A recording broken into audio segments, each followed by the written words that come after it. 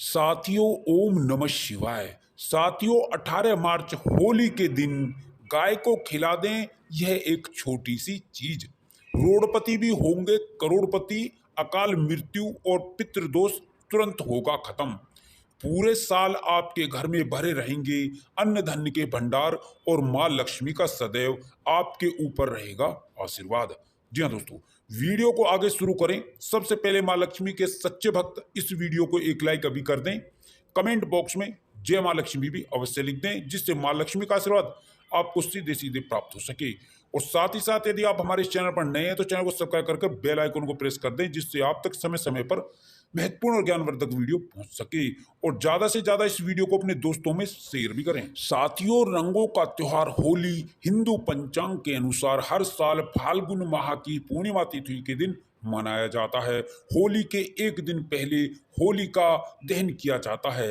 इस बार होली का दहन 17 मार्च 2022 दिन गुरुवार को है। फिर उसके एक दिन बाद यानी 18 मार्च 2022 दिन शुक्रवार को होली खेली जाएगी। हिंदू धर्म में होली का त्योहार विशेष महत्व रखता है। होली के एक दिन पहले होली का दहन किया जाता है, जिसमें लोग बढ़ चढ़कर भाग लेते हैं। होली के दिन सभी मिलजुल कर एक दूसरे को रंग, अबीर और गुलाल लगाते हैं। होली के 8 दिन पहले होलाष्टक लग जाते हैं।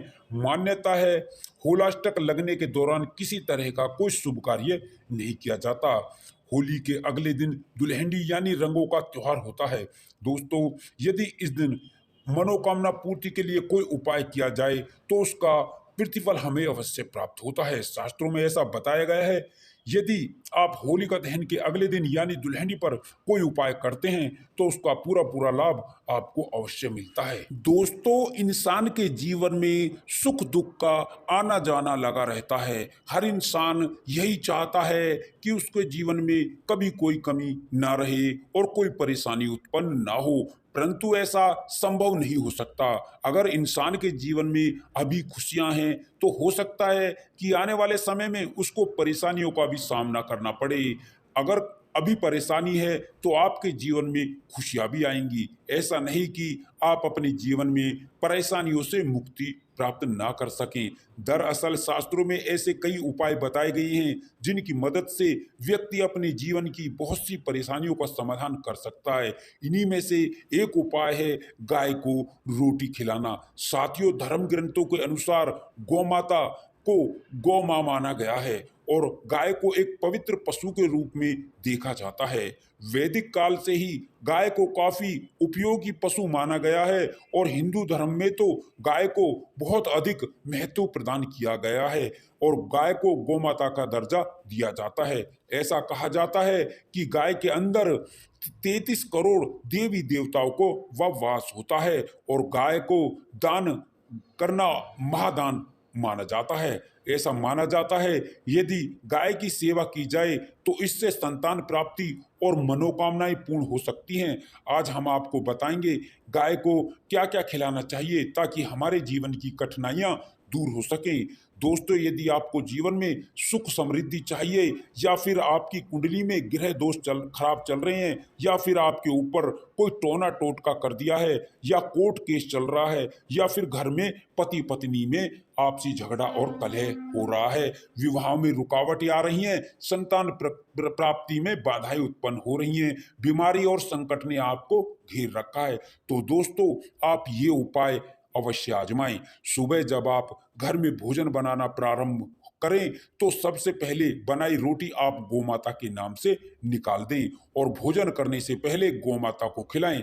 यह बात हमेशा ध्यान रहे कि गोमाता को जब भी रोटी खिलाएं उस रोटी पर कुछ ना कुछ अवश्य रखें, जैसे गुड़, चना, काले तिल, सरसों का तेल, घी, चीनी, बतासे, बूरा या शक्कर, आपके पास जो भी उस समय उपलब्ध हो उसे रोटी पर रखकर अपनी मनोकामना अपने मन में बोलकर किसी भी बैठी हुई गौमाता को रोटी खिलाएं तो आपके समस्त संकट और कष्ट दोष दूर हो जाएंगे, चाहे वो किसी भी प्रकार के कष्टों समाप्त हो जाएंगे। दोस्तों, एक बात हमेशा याद रखें, धार्मिक पूजा या मांगलिक कार्यों में गाय के गोबर, उपले, दूध या घी का ही इस्तेमाल करें। सनातन परंपरा के अनुसार जिस घर में गाय होती है उस घर में जुड़े समस्त वास्तु दोष स्वयं ही समाप्त हो जाते हैं। जी हाँ दोस्तों, किसी भी पूजा में गौमाता से प्राप्त पंचगव्य युक्त पदार्थों का ही उपयोग किया जाए, क्योंकि पंचगव्य के बिना कोई भी पूजा पाठ या हवन सफल नहीं होता। दोस्तों, गौ कृपा पाने के लिए प्रतिदिन, सप्ताह अथवा महीने में परिवार समेत एक बार गौशाला अवश्य जाएं और उन्हें वहां पर हरा चारा खिलाएं।